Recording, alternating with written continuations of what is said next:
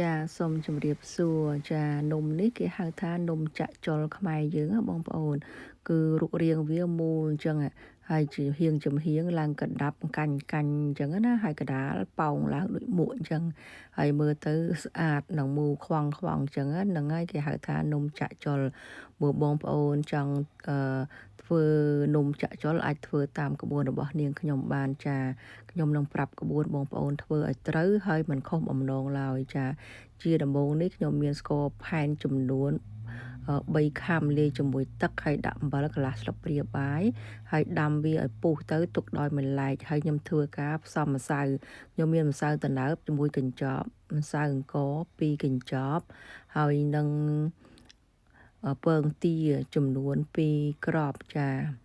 បន្ទាប់មកទៀតគឺខ្ញុំនឹងពាក់ស្រោមដៃដោយសារទឹកដែលខ្ញុំដាំពុះនោះគឺទឹកស្ករនោះគឺក្តៅខ្លាំងណាស់គឺទឹកដាំពុះចាហើយខ្ញុំនឹងយកទឹកហ្នឹងលាយជាមួយម្សៅរបស់ខ្ញុំហើយខ្ញុំធ្វើការចាក់ចូលម្ដងបន្តិចដើម្បីកុំឲ្យក្តៅដៃចាខ្ញុំច្របាច់ជាមួយម្សៅនឹងច្របាច់ទៅច្របាច់មកហើយទឹកហ្នឹងបន្ថែមម្ដងបន្តិចអញ្ចឹងទៅហ្នឹងហើយកុំដាក់ច្រើនពេកដាក់ច្រើនវាក្តៅដៃហើយខ្ញុំធ្វើការច្របាច់ហ្នឹង20នាទីហើយខ្ញុំចាក់ស្ករចំនួន7ខាំថែមទៀតអញ្ចឹងបានន័យថាចំនួនស្ករទាំងអស់1គីឡូចាខ្ញុំធ្វើការច្របាច់ច្របល់ចូលគ្នាអញ្ចឹងទៅបន្តិចទៅវាឡើងជ្រាយឡើងមកតាយបងប្អូនហើយខ្ញុំលើកវាឡើងឃើញសាច់ម្សៅខ្ញុំឡើងស្មូតហើយឡើងលើកឡើងវែងតាយអញ្ចឹងយើងបានន័យថាម្សៅនឹងល្អហើយខ្ញុំច្របល់វាឲ្យឡើងពពុះបន្តិចទៅវាឡើងពុះហើយចាបន្ទាប់មកទៀតខ្ញុំនឹងយកដាក់កែវចាក់ចូលកែវហើយយកធ្វើការយកទៅចាក់ដាក់ខ្លាញ់ដាក់ខ្ទះដាក់ខ្លាញ់មកហើយយកចង្កឹះយកថេះមើលកាលណាវាឡើងពពុះអញ្ចឹងបានន័យថាអាចចាក់នំយើងបានហើយភ្លើងគឺយើងបើក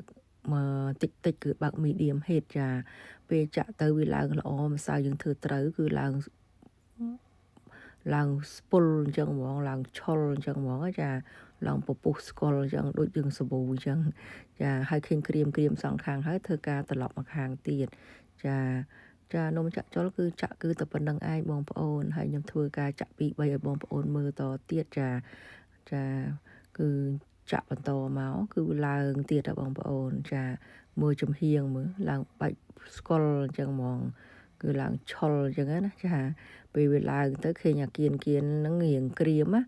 កាលណាគៀននឹងវាឡើងក្រៀមហើយធ្វើការត្រឡប់មកម្ខាងទៀតមកកាលត្រឡប់មកខាងទៀតទៅវារូបរាងវាឡើងក៏ដូចមួកអញ្ចឹងហើយឡើងកណ្ដាប់ហើយចាឃើញទេឃើញស្អាតទេចា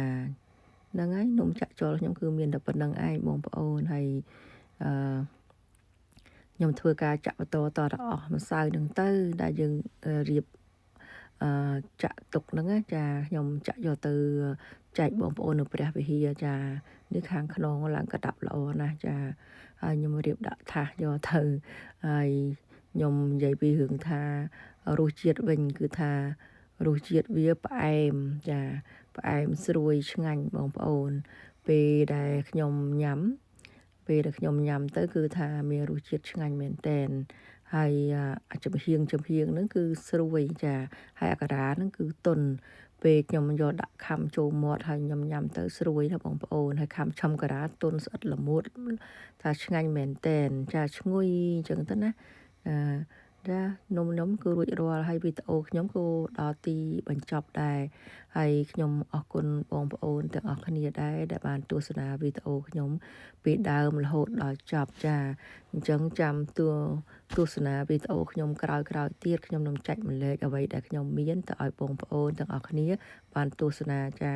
សូមអរគុណសូមជម្រាបលាបាយ